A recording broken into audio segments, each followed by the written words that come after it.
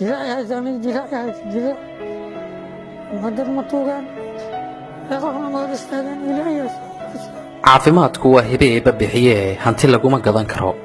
Aabe Rabadaan Faarax Guure waa aabba Soomaaliyeed uu soo ritay xanuunka kansarka. Waxaa kala qallooca afkiisa, ilkaha isdhaaf ayay isku dhex galeen.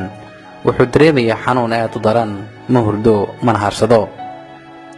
Ma awoodo wax uu ku gato kaniini, waxaana sugayaa qoys ka kooban xaas iyo carruur. Wuxuu ahaa muruqmaal xoogsada, laakiin xanuun muddo soo ridanayay ayaa hadda dhuldhigay. وأشكال لبنا أشكال لبنا واجد أشكال لبنا شقيسة كلنا أشكال جسنا إذا أغلى يعني وأشكال لبنا إلهي يصدق كيف بسيرة إن هذا ما بسيرة إلهي يسوع يصلح مالك يصلح مالي أسيب أوجد له قف الله لقف يصلح مالنا إلهي يصلح مالي. wuxuu ka quustay caafimaadkiisa inuu dib u heli doono.